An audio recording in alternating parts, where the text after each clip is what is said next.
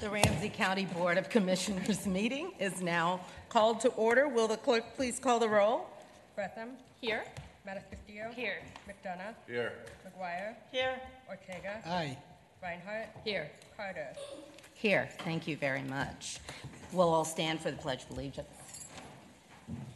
I pledge allegiance to the flag of the United States of America and to the republic for which it stands, one nation, under God, indivisible, with liberty and justice for all. Thank you very much. The agenda for the June 15th meeting is before you. Is there a motion? Move approval. Second. Thank you for the motion and second. Are there any comments on the agenda? Would the clerk please call the roll? Castillo. Aye. McDonough. Aye. McGuire. Aye. Ortega. Aye. Reinhardt. Aye. Bretham. Aye. Carter. Aye, and our agenda is passed. Minutes are before you. So moved. Second. Thank you for the motion and second. Any comments on the minutes? Will the clerk please call the roll? Castillo. Aye. McDonough. Aye. McGuire. Aye. Ortega. Aye. Reinhardt. Aye. Bretham. Aye. Carter. Aye. Thank you very much. The minutes are passed, and I have the pleasure of calling on Commissioner Reinhardt for a proclamation this morning celebrating Pride Month.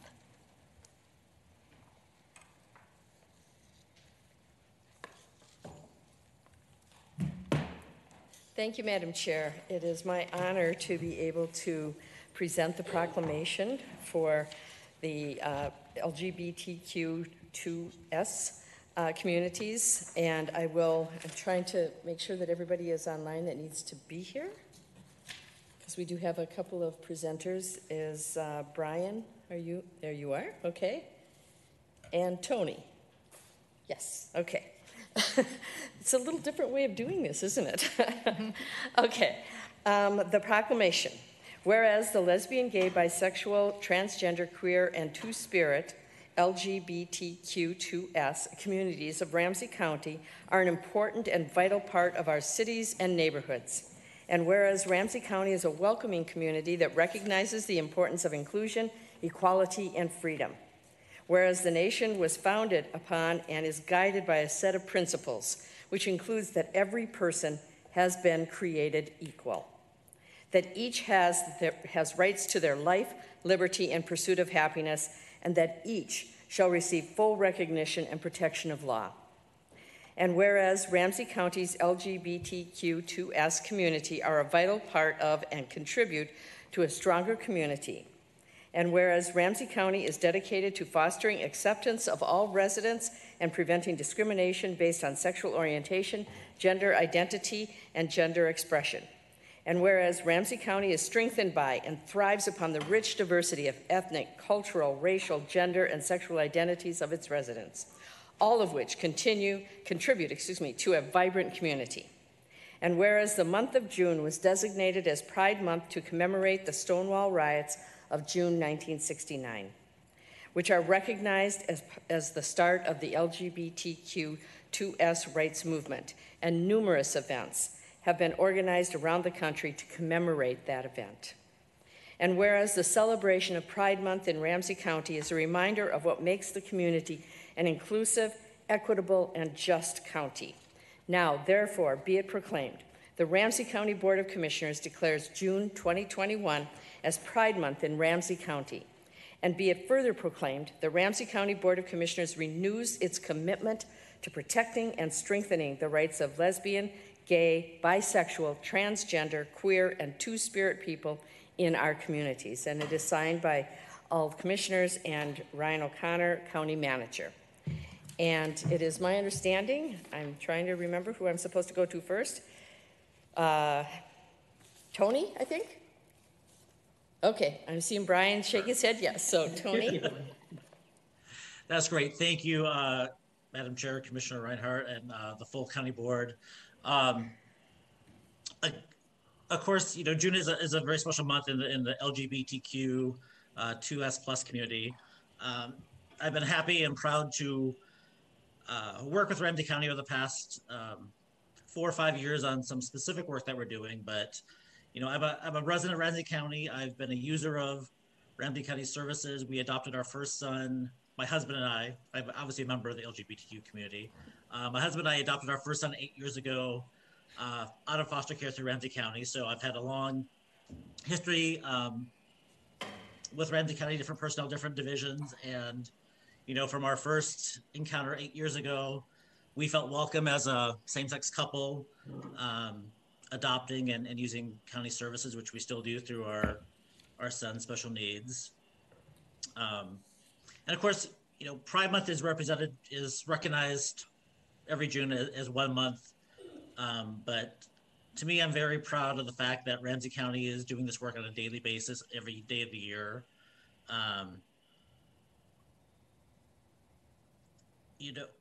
Sorry. I was reading notes. I better when I don't read my notes. Just keep going. So I was lucky enough to actually be able to represent Ramsey County on a national webinar that the Human Rights Campaign did back in March on creation of innovative policies supporting LGBTQ 2S plus youth. And I was asked to speak, to represent and speak about the policy that we created prohibiting conversion therapy being used against our LGBTQ youth under state guardianship. So the work that we're doing in Ramsey County is being noticed statewide as well as nationally. So I really appreciate the support from the board, from the entire social services division of Ramsey County. We've been working hard on this work specifically since 2018, but even before that. And just as a member of Ramsey County, as a member of the community, it means a lot to me to have this recognition from the board. Representation and visual representation matters to the community. So having events like this, having Ramsey County participate in the Pride Festival, which we'll be doing again next month, matters. And I just want to thank everyone that's been involved from day one with the work we're doing, with the work we continue to do.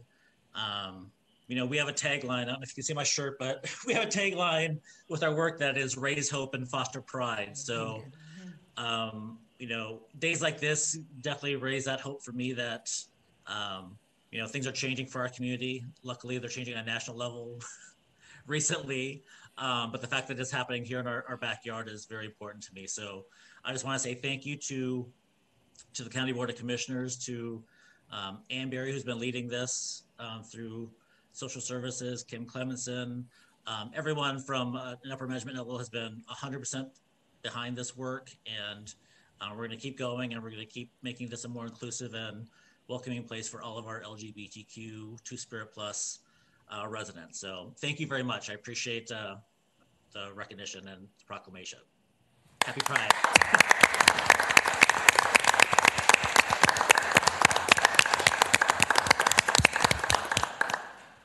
Well said. Are there others that would like to speak? Brian? Yeah, I'll just say a few words.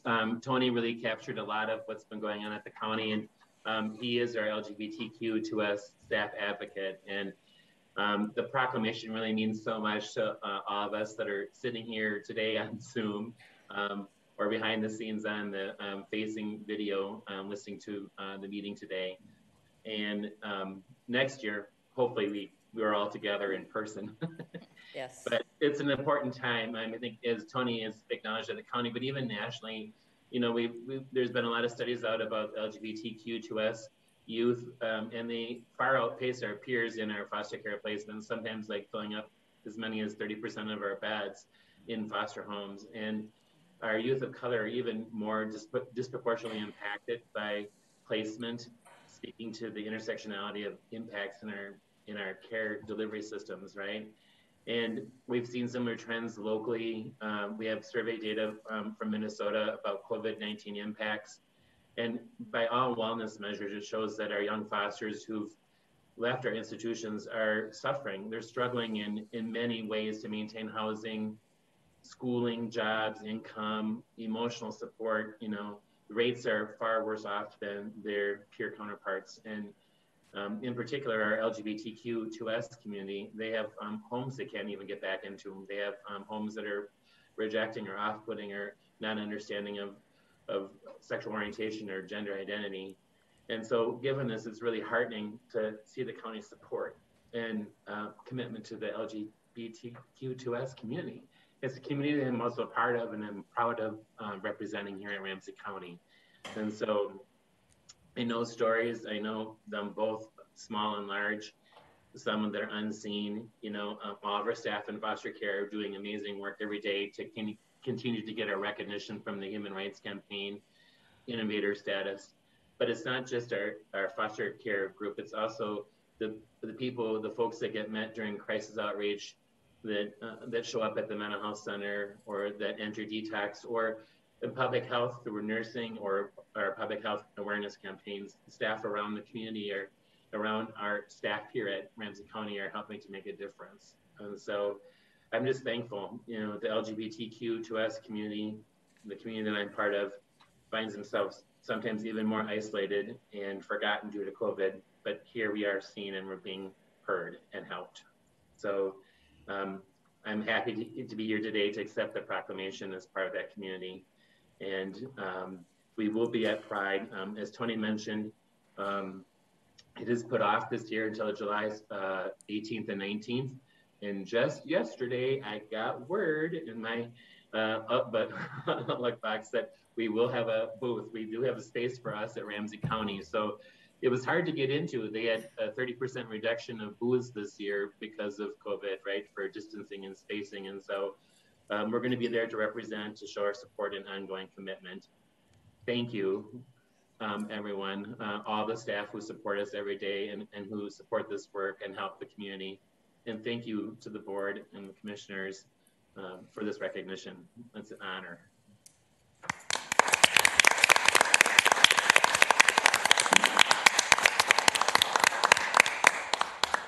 So happy to hear the news that you were able to get a booth. I know that was, you were waiting. So that is very nice.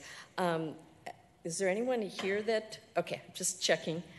Anyone else that's on video that would like to say a few words or not? Madam Chair, I'll turn it back to you if commissioners have any comments. Thank you very much. It is so great to be able to hear from you and to recognize this month and the celebrations that are forthcoming. We thank you for all of the work that you have been doing. Certainly, we celebrate that since 1969, this movement has brought about recognition, respect, change in policy and practice, so that we are able to eliminate barriers that have existed for members of the LGBTQ2S community. And we are so thankful for those of you who are on the line who are leading for Ramsey County, you know, leading as employees, leading as members of our management team, and working together with our community to ensure that we continue to lift up this work that is so important to all of us. I am looking to see across the table, and I do have Commissioner Matas-Castillo, who would like to say a few comments, and we'll look around the table afterward for others. Thank you. Thank you, Madam Chair, and happy Pride Month. I love seeing Brian smile when we bring this proclamation, and he's so giddy. I also want to say, you know, we mentioned about how we're working with youth and LGBT, and the reason why this is so important is because we are thinking in the forefront and not as an after fact about our LGBTQ2S community. Even when we were doing homeless outreach this year, sorry. I'm so excited, I get emotional. You know, we were thinking about housing, and when we heard that people weren't going into shelter because they were same-sex couples, it wasn't like, oh my gosh, we have to do something. It was like, yes, of course, let's just address it. And that's what's different about Ramsey County, and something we really can be proud of in every aspect of our work. And so, happy Pride. This is about inclusivity and love. And so for all of you, thank you. Thank you, Commissioner. Commissioner Fretham. Thank you. I want to thank everyone for being here today and just take a moment. It's 20 years since I lost my dear friend Eric to suicide in high school. who had suffered just really horrendous abuse for his sexuality, and I'm so proud to be here today.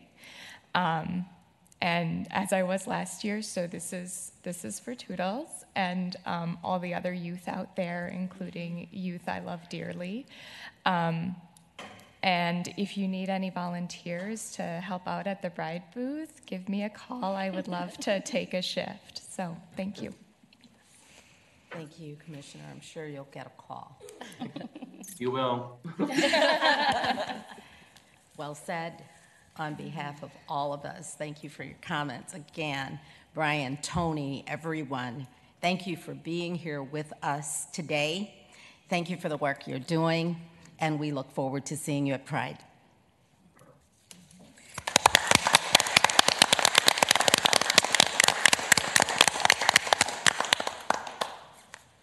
So we are always happy to be able to recognize these sorts of things that are happening in our community and in Ramsey County.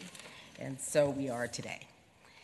We will move on now then to our ordinance procedures. A motion is in order for the proposed Ramsey County Commissioner's salary ordinance for 2022 to waive the second reading. Is there a motion? So moved. Second. Thank you for the motion and second. Are there any comments on the proposal? Or I should say on the motion. Thank you. Will the clerk please call the roll? Castillo. Aye. McDonough. Aye. McGuire. Aye. Ortega. Aye. Reinhardt. Aye. Bretham. Aye. Carter. Aye. And the motion to waive the second reading has passed. We will move on then to our public hearing on the proposed Ramsey County Commissioner's salary ordinance for 2022. The public hearing on the proposed Ramsey County Commissioner's salary ordinance for 2022 is now open. If you came here to speak at the public hearing when you were called to the dais, please state your name and city of residence before making your comment. You will have a limit of 3 minutes for testimony. Is anyone here to speak regarding the proposed Ramsey County Commissioner's salary ordinance for 2022?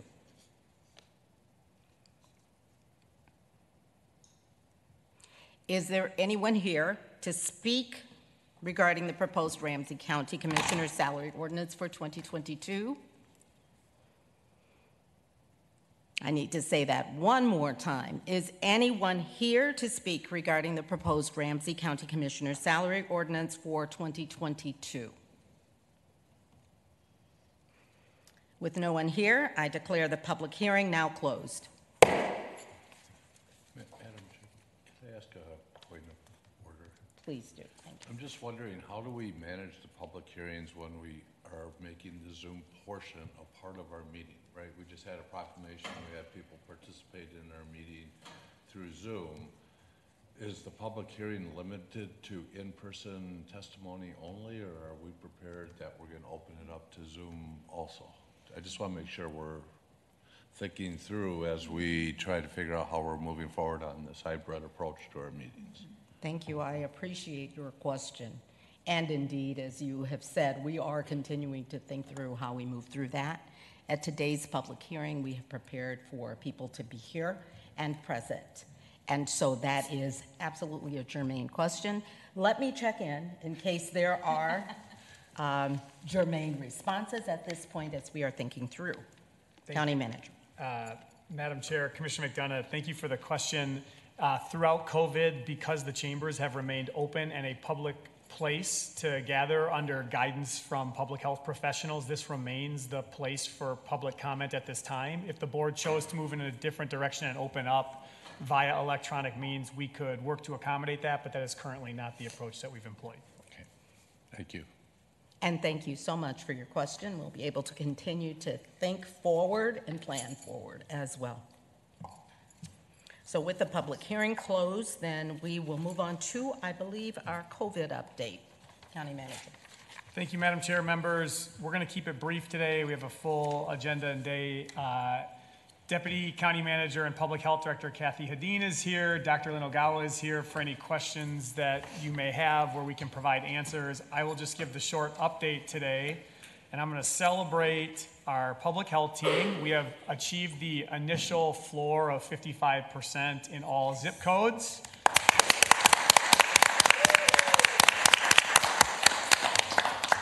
And in a moment that I'm not going to let pass, it was within 24 hours of the projected timeline they thought 2 weeks before that we would hit it, which shows that our folks know what they're doing. And I want to give them huge credit for that. That's a pretty accurate space to be. So we've hit the 55%, which obviously we'll reiterate is only a beginning on a continued march. And as we move below 12 plus to younger children, that challenge again will be put back in front of us. But Ramsey County continues to be on the front end of counties in terms of vaccination rates, and we're going to continue that work. We'll be back to talk trusted messengers and culturally specific vaccine rollouts and pieces in the coming weeks. And we have a vaccination event planned for this Friday at Allianz Field as a part of a Juneteenth celebration with the community. Very excited for that event, and a big kudos to our racial health equity administrators for ensuring it to take place.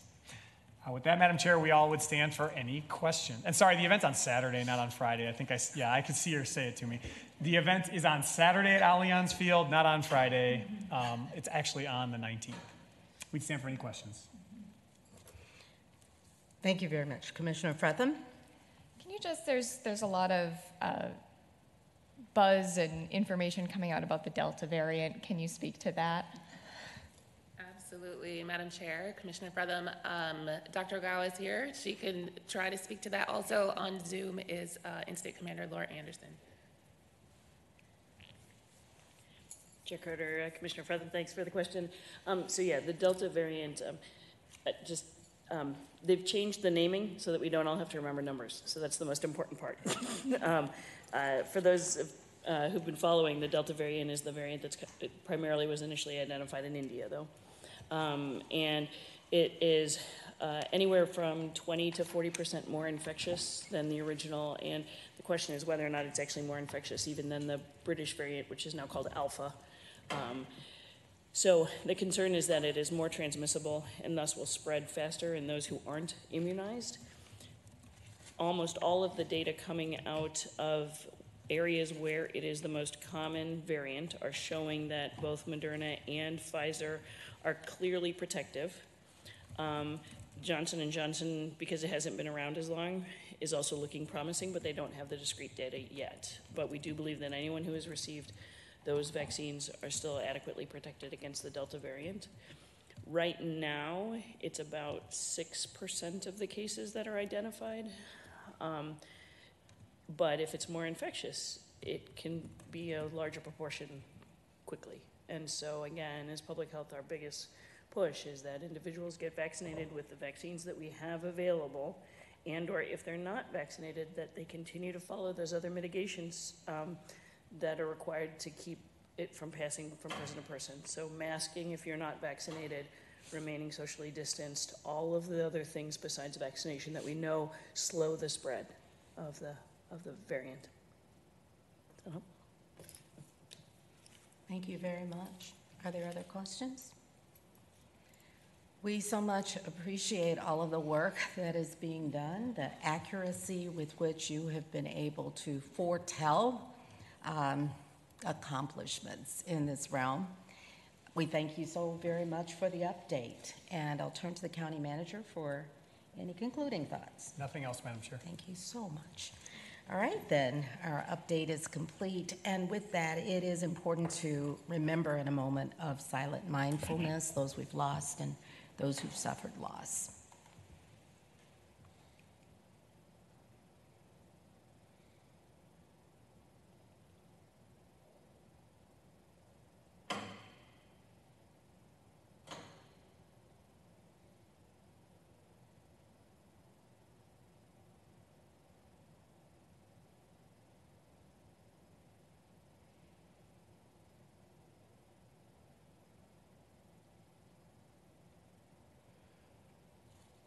Thank you very much.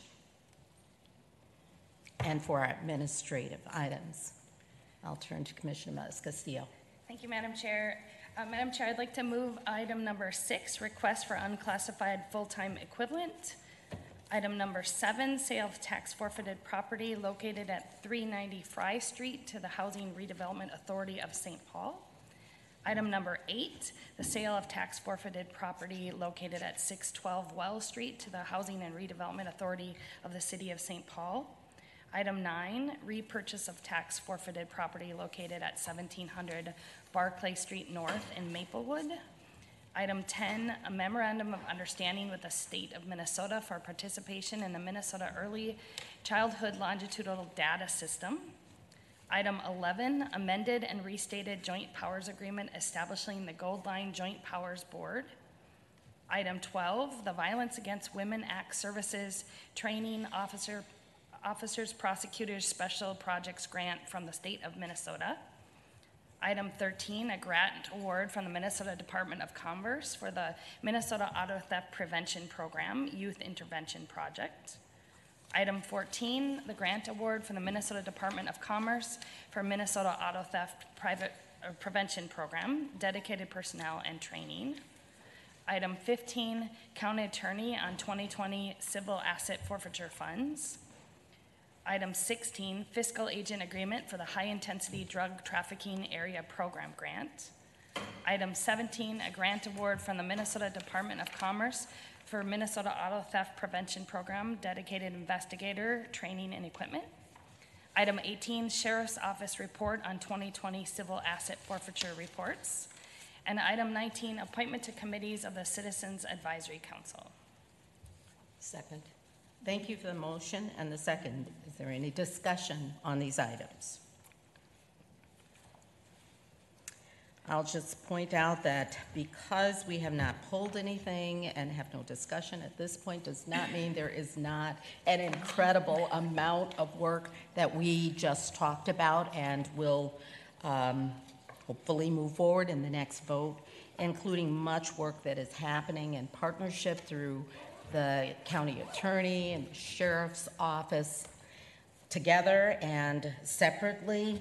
A focus on violence and crime and safety, in essence, for our communities, and particularly for escalated violence that we have seen during COVID. So we're thankful for the volume and the substance of work that is in process. And with the motion and second, no additional comment, I'll ask if the clerk will please call the roll. Madam Castillo. Aye. McDonough. Aye. McGuire. Aye. Ortega. Aye. Reinhardt. Aye. Betham. Aye. Carter. Aye. Madam Chair, I'm sorry, yes? I assumed that we would vote, and then if we had just comments that we could make those afterwards. I just wanted to say thank you to Heather Bessler and her staff, all the work that went into the property repurchases and the tax forfeiture things. I received additional information on the one that was in Maplewood, and I just wanted to publicly thank them for the great work that they are doing in that area. Thank you, and your assumption was correct. You can talk anytime you want to. Thank you to all for the work that's preceded. The motion has passed. The items are now approved. And we will move on to a policy item, the Minnesota Council on Local Results and Innovations Performance Measurement Program. Is there someone here to present? Madam Chair and members, I believe this just is a policy item because of how we do the work. We don't have a specific presentation planned. However, this is an annual reporting mechanism that Ramsey County has participated in, I believe, since 2013 or 2014. And it reports on specific performance measures with the state auditor's office in a partnership that provides some level of funding then to counties across the state of Minnesota. And this is our annual update to that process. And so you will have that before you. Thank you very much for the report. Is there a motion? So moved, Madam Thank Chair. you. Do we need a motion on this? Yes, ma'am. Okay, thank you. Thank you so much. Second. There is a motion and a second. And without discussion, is there any discussion? We will move this item forward. Will the clerk please call the roll? Madam Castillo. Aye. McDonough. Aye. McGuire. Aye. Ortega. Aye. Reinhardt. Aye. Betham. Aye. Carter. Aye. Thank you very much. The policy item has moved forward. And we'll move on to our legislative update from Commissioner McGuire. Thank you, Madam Chair. The legislature did meet in special session yesterday, and they're anticipating that it may go through the month. But they're hopeful that it will get done sooner because they don't want the state to have to prepare for the shutdown, which they're already doing, but it does cost money for the state to even prepare for a shutdown. So I know that there's a lot of desire to get the bills passed. The budget bills are coming together. The tax bill contains $20 million in new homelessness aid targeted at using school data and working with families to keep them from becoming homeless. So this is good news. I hesitate to bring up any provisions in case they don't come through and then people think that they're in the bill. But I think and some of these provisions are maybe not permanent, but at least they're going to last for 6 years. So that homelessness provision will at least last for 6 years if it passes. Always they're still talking about the public safety bill, so that's going to probably be one of the last bills that they come together on, and hope they will come together on some of the provisions that people feel most strongly about are the ones that they're in contention with. There's appearances that there's a compromise on the eviction off-ramp policy. And this is another case where I'm nervous to actually say that they're doing this, because if they don't, but this is the executive order on eviction moratorium will be replaced by a step-down off-ramp that will conclude 105 days after the governor signs the bill. Landlords will be required to send a notice to renters with outstanding rent 15 days prior to eviction, so at least they'll get some notice. So they're working on the off-ramp for eviction. I think that there is still a lot of work to be done, and we're just hopeful that there's some movement on that and recognition that that is a huge issue for all of us.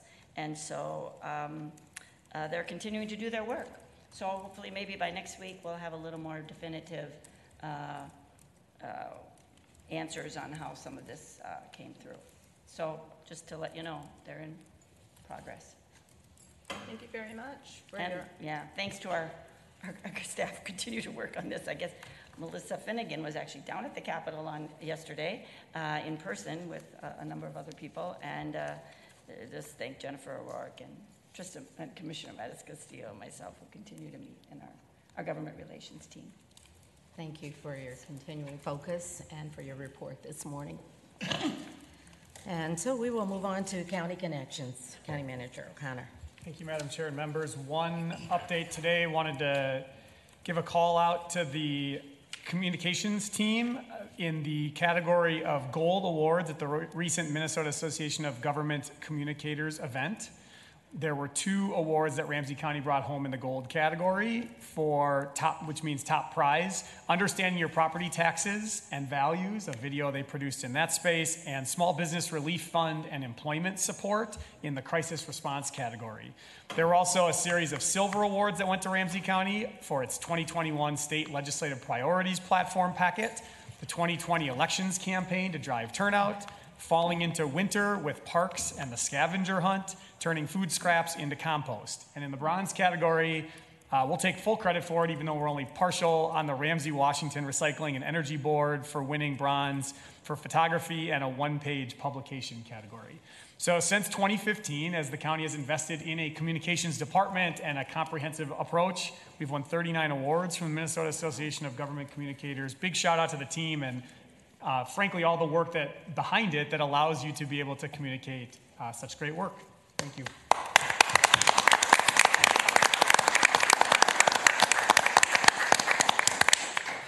Wow.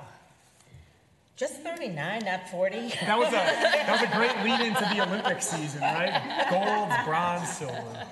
How amazing. This is work that we're very, very proud of and thankful for. We appreciate knowing about this and being able to celebrate it, but even more so that this is occurring in our county on behalf of all our residents to lift up the work that we are doing. It's the work that we celebrate. Thank you. And are you done? I'm done, Madam Chair. Great.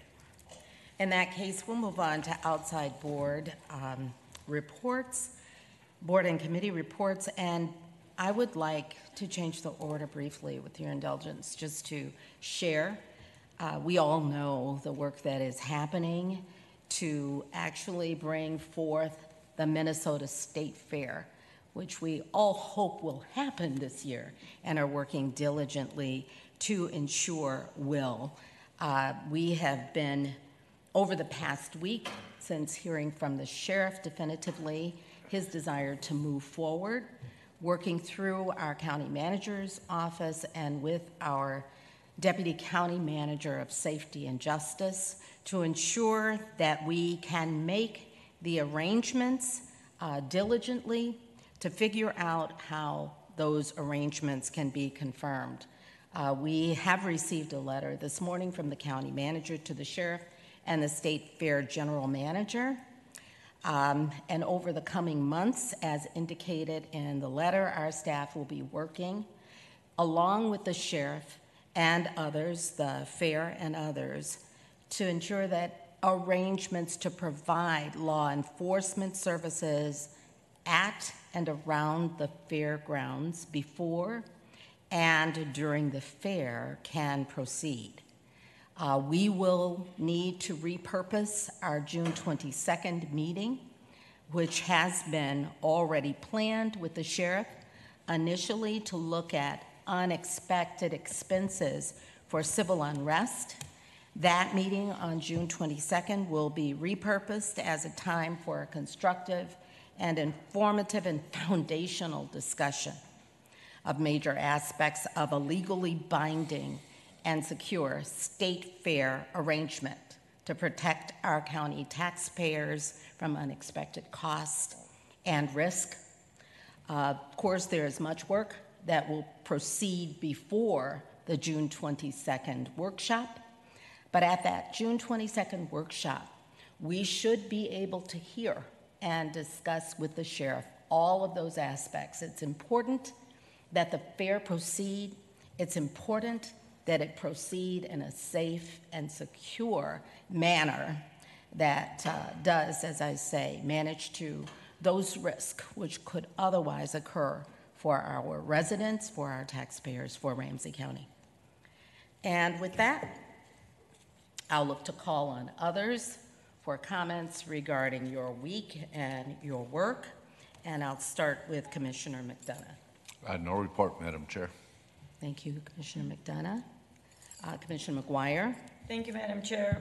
A few things that I want to talk about. The Ramsey County League of Local Government continues to do amazing work with all of our cities and school districts and in collaboration, talking about work that's going on that people can learn from. And we had a law enforcement panel this last Friday, and they were amazing, talking about the work that they're doing in our communities. And so, we know that there's a lot of work to be done, and they were very much on board and working with the community on race equity issues, on just how they're policing the communities. And so it was a great discussion, and continues to get a really good turnout at our meetings. 40 people were on the phone and on the line, and that's a lot for Ramsey County League. So just kudos to the league for bringing everyone together and having programs that people are really interested in. And I'll just say that we continue to focus on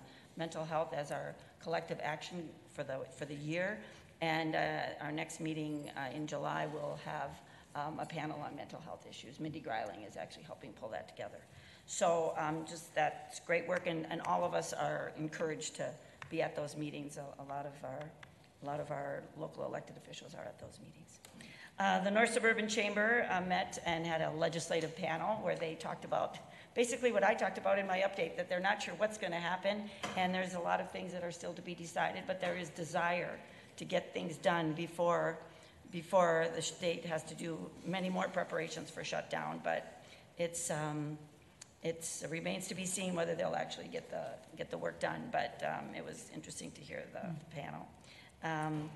Also, I had a meeting with the St. Paul Children's Collaborative. Madam Chair, you and I were both at that, and they're talking about issues that came up at the Suburban Family Collaborative executive. I was meeting with their executive director. We're talking about the American Rescue Plan dollars that are coming through and how our collaboratives can work together so that they're complementing the work that the county's doing, the work that our cities, our school districts are doing, and they're saying, well, okay, in the Children's Collaborative at St. Paul, should we be giving out grants that complement, the public safety work that's being done, and should we be, making sure that people know that they can apply for those grants? And we're going to be working that into our conversations with potential grantees, that we really do welcome proposals that take that into account, public safety and anti-violence issues. And the Suburban Family Collaborative is concerned that, when the cities are getting dollars, the school districts are getting dollars, are we coordinating enough? And so I'm just proud of the collaboratives for wanting to have those conversations. They're going to be working with the counties to say, okay, how can we there's enough work to be done for everyone, of course, but let's make sure that those dollars are complementing each other. So, proud of our collaboratives. And more work to be done, lots of work to be done in that area. Thank you, Commissioner McGuire. Commissioner Ortega. No report, Madam Chair. Thank you. Commissioner Reinhardt. I have a few things that I'm going to run through pretty quickly. The City of Maplewood had a workshop last evening about the South Maplewood properties, and it was, I think, really well done. They brought in the issues of affordable housing throughout the county and looked at, and also talked about the environmental study that's going to be done in September. They looked at all aspects, and of course the Perkins and Will report was part of that as well. But they do have a staff report on affordable housing and are really taking a very overarching look at what do we need within Ramsey County, within that neighborhood, within Maplewood. So it was really well done and thoughtful discussion that took place. I attended, along with Commissioner Fretham, the Neighborhood Concerned Citizens Group. This is regarding the water gremlin issues in White Bear Township. I have been continually impressed with the wonderful partnership between the women that have formed the NCCG with the PCA, the Department of Health, local governments, obviously, including Ramsey County. We're getting a lot done because we're working together every step of the way. I attended two of the community conversations on the budget for 2022 and 2023. Very good conversations there. I, along with Commissioner Ortega, I don't know if others were able to make it or not, but the retirement of Judy Brooks, longtime employee for Minnesota Landmarks. And it was just a delightful event, and looking at all the things that they have been involved with there, involving the history of Minnesota Landmarks, Landmark Center, and other things. I also was able to, I had the honor of being the one of the welcomers for the new employees of Ramsey County, and that is always so much fun because you have the excitement of what is new and the possibilities of what we can do, and really doing the residents first approach. I also have one other announcement, and that is yesterday I received in the mail this postcard, and it says, "Be a battery hero, put batteries in their place," and it was done through Washington County, Hennepin County, and Ramsey County. And it gives information on the backside about what you can do within Ramsey County. And so I thought it would be a good thing to share this here. It says, if it lights up, makes noise, or moves without a plug, it has a battery. And you can take them to the household hazardous waste collection sites. All types of batteries are accepted there. And also you can bring other household hazardous waste there at the same time. So if you want to have more information, you can call 651-633-EASY, which is 651-633-3279. It is answered 24/7, or you can go to ramseyrecycles.com/HHW. So there are lots of ways to deal with this, but be a battery hero. That's the way I'll end this. Thank you. Thank you. Chair, I have a question on batteries. Please go ahead. And I don't know if you can answer this, and I think I've gotten an answer on it, but I just want to clarify that when I brought batteries before, just batteries, not items that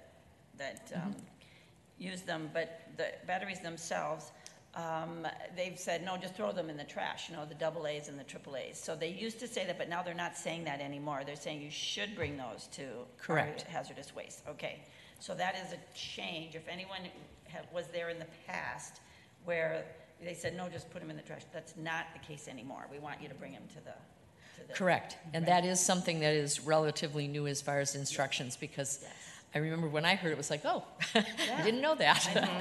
So they are saying any batteries. Any batteries, thank you. Which does Because make sense when you is think new. about it. Yeah. Well, it always concerned me. I'm like, no, I can't do it. They go, do you want me to do it? I'm like, yeah, you do it. I can't throw them. I can't. So thank you for that. Yes. Our staff has just done a fabulous job of trying to make sure that we're getting the right things in the right places. I just hope a lot of people just heard that, because we had that discussion in my house yesterday, too. Thank you, Commissioner. Commissioner Fretham? I'll add that we'd also been told to just throw them away. So thanks for bringing that up, Commissioner Reinhardt, and clarifying Well, it. maybe we need to talk to the staff at the household hazardous waste facilities to make sure they understand what the instructions I'm sure are. someone's listening and will be on that right now. So I'll give just one update with the Generation Next Leadership Council. We've been engaging over this COVID period in some really deep and reflective work on the roles and purposes and objectives of the organization and the Leadership Council in particular. And we've been using the Strive Together theory of action framework to ensure equitable cradle to career outcomes for every child in the community. So this has been really exciting work that we've been going on. And there are just lots of opportunities for alignment with the work that we're doing in Ramsey County as Generation Next focuses on these cradle to career and adjacent systems indicators. Some of them are things like financial well-being, housing affordability, and inclusive communities and neighborhoods, which we see tie so well with our economic inclusion plan. And in addition, I've been asked to step into the role of co-chair for the policy work group, so I'm excited to begin that at our next meeting. But lots of opportunities for collaboration with other organizations. So, and I was able to share the economic inclusion plan with our policy work group and team and talk about that more there. So that's all. Thank you. Thank you very much. Commissioner Castillo. Thank you, Madam Chair. A couple updates. I had the opportunity to go out on a tour with our community ambassadors, St. Paul community ambassadors.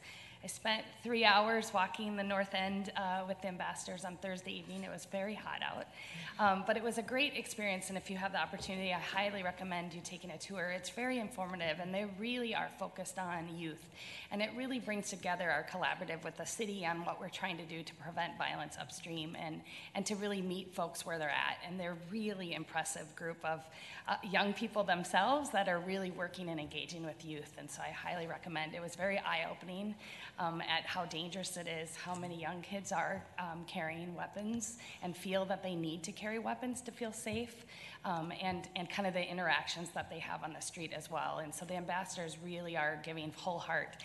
And all the ambassadors are employed in other places. Some work for Ramsey County, some worked for the city of St. Paul or ran their own businesses, and they're coming in the evening to do this work in our community. And so they are out Thursdays through Sunday every single week, regardless of weather, year round. And so if you have the opportunity, I really would recommend you connect with the ambassadors. I also had the opportunity to present a proclamation to the Jewish war veterans. Last year during the pandemic was their 125th anniversary of their Veteran Service Organization, and so we re-presented it in person over the weekend, and so it was really an incredible honor. You know, the Jewish war veterans is the longest standing and oldest veteran service organization in our country, having started at the Civil War. And so they continue to run, and their largest contingent is here in St. Paul and Ramsey County. And so it was a great honor to do that. Lastly, we had a successful renaming of Philando Castile Memorial Avenue in Falcon Heights with a great community turnout and presentation. And I want to again thank Public Works that worked really hard with the community of Falcon Heights to figure out how to do that and put that memorial up. The signs are beautiful. And since we're talking about Larpenteur Avenue, we should mention that there's some road construction unexpectedly on the east side of Larpenteur Avenue. There is a culvert that failed below the road, so unexpected, not our, it wasn't our doing by any means, but the culvert failed and it's right next to the railroad, and the railroad crossing there on Larpenter. So that is closed in both directions for several weeks. So it's a slight inconvenience or detours set up. But I will just say that our Public Works moved very quickly to set that up overnight and make sure it was safe for our community. Pedestrians can pass, but not cars. And so I just want to say thank you again to our Public Works who are working really hard. It's hot out. Our crews are out working. There's a lot of road construction happening. So please, I'll just say to anyone watching, please be patient and thank our construction crews because they're working in really hot conditions right now. So thank you, Madam Chair. Thank you, Commissioner Manis Castillo. I'm going to call on County Manager O'Connor, and then I will check back in with you on this final point. I just wanted to say it's east of Rice Street. It is not east of Philando Castillo's monument. Well, way east, yes. It's east of Rice Street. Thanks for jumping in. Just so with people that. know that that's where they're going to. Yes. That's where they're going to encounter those stuff. Okay. Yes. So Thank just, you. you said it, but it kind of was fast, Right. and it was All right. great to bring it up, though. Thank you. Madam Chair and Commissioner Manis Castillo, just to add to that, I believe there will be an emergency request for board action next Tuesday to address the lingering issues, and I'll give a shout out to everybody who's been working on that to pull it together on the timeline we've been on, but I think we're tracking to be back next Tuesday so we can get the road open as soon as possible. Excellent. Wow. Thanks. Again, thank you for your updates. I'll add one final thing, and that is Deputy County Manager Hadeen is here with us today, and I just want to say thank you so much for the work that Health and Wellness is doing. Yesterday, I had the opportunity to participate online for the National Crittenden kickoff of a program in Ramsey County that is focused on connecting a network of supports for young girls. Crittenden has been focused in this avenue for quite some time, and of course, the work that we have been doing to ensure positive trajectories for all of our young people has been critical and important to us, aligned with our strategic priorities. Quite often, the focuses that we have had through corrections are on young men, on boys, and girls tend to sometimes fall through the cracks. There aren't enough supports for them. Our public health, our social services, and our corrections departments are uniting in order to work with Crittenden and with our community for this focus on achieving racial health and equity racial and health equity for all of our girls, regardless of the circumstances they may find themselves in, regardless of the windows through which they may come. And of course, particularly for those girls who have trauma and troubles in their lives from a variety of different arenas. This is work that I think we are all going to be extremely proud of as it connects us all together in this seamless network of supports for our young girls. So once again, thank you to all, to the Health and Wellness team that is making this work happen. That is it for our board and committee reports.